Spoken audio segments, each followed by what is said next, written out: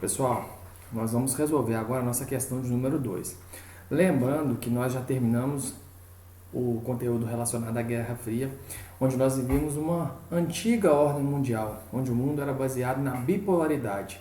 O que seria essa bipolaridade? Como o próprio nome diz, bi-2.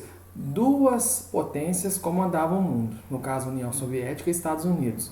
E lembrando que durante a Guerra Fria, no período da bipolaridade, o poder era baseado na sua capacidade tecnológica na produção de armamentos, ou seja, o poder bélico.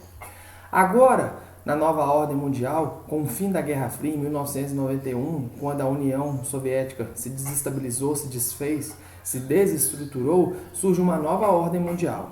Essa nova ordem mundial é uma ordem pautada não no poder bélico, mas sim no poder econômico principalmente.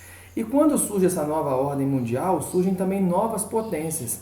Alguns estudiosos afirmam que, na verdade, o mundo é unipolar. O que seria um mundo unipolar?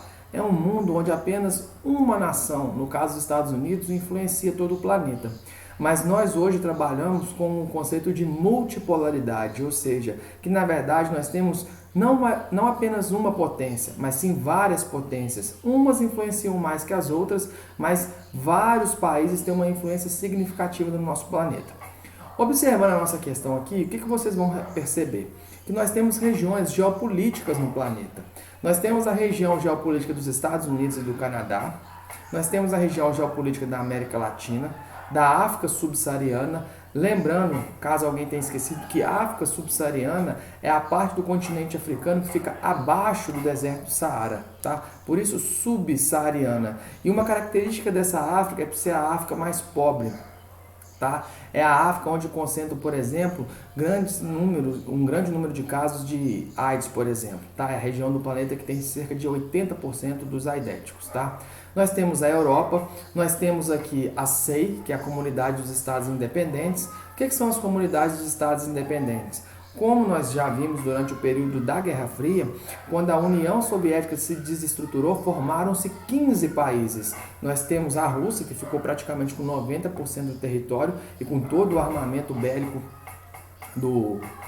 da antiga União Soviética, mas nós temos também outros 14 países que surgiram ali no leste europeu e eles fizeram uma comunidade dos Estados Independentes, ou seja, um acordo econômico para que esses países que surgiram aos poucos pudessem se ajudar mutuamente para que eles pudessem ter um desenvolvimento econômico significativo à época, tá? Nós temos ali o Extremo Oriente, que a gente tem um destaque ali para o Japão, tá? Nós temos a Ásia do Sul e o Sudeste Asiático, tá? Lembrando aqui que na Ásia do Sul e no Sudeste Asiático nós temos ali a Índia incluída e nós temos também a Indonésia, tá? E nós temos a região ali da Austrália e da Nova Zelândia, que pega a Oceania, e nós temos aqui o norte da África e o Oriente Médio.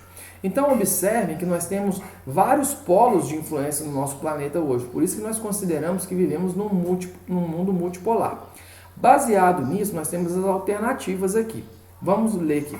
A letra A fala o seguinte, que a regionalização do mundo adotada nesse mapa corresponde a um espaço descontínuo, baseado inteiramente nos fluxos econômicos e políticos militares.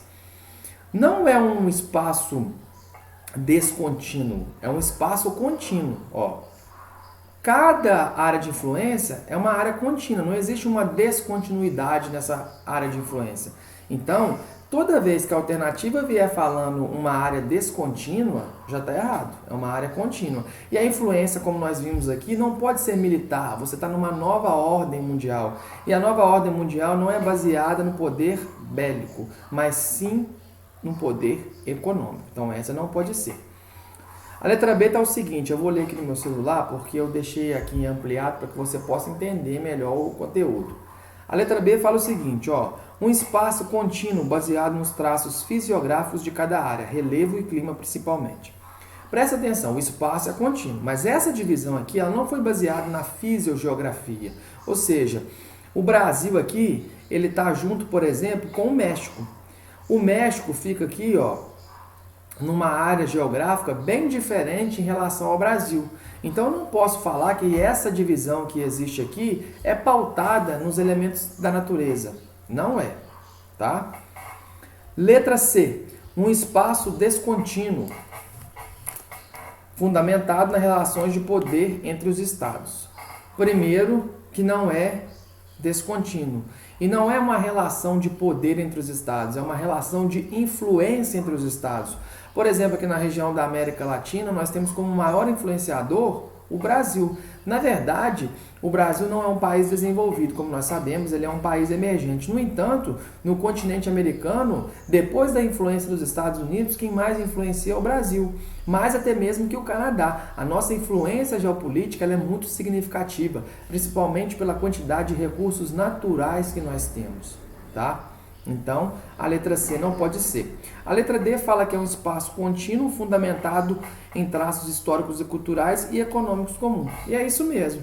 Nós, por exemplo, aqui na região do Oriente Médio e Norte da África, nós temos essas duas regiões próximas aqui e pertencendo a uma mesma região geopolítica do planeta, justamente porque eles têm uma característica cultural muito próxima, como, por exemplo, a questão do predomínio da religião islâmica, e as características do norte da África, elas se aproximam economicamente muito mais do Oriente Médio do que da África subsaariana, ok? Então essa é a resposta, tá? É um espaço contínuo, fundamentado principalmente em aspectos culturais e aspectos econômicos, mais ainda em aspectos econômicos. E a letra E, como a gente pode ver aqui, fala que é um espaço contínuo, descontínuo, alicerçado na inovação tecnológica e nos recursos humanos de cada área. Então a gente já vê que está errada. A nossa resposta é a letra D.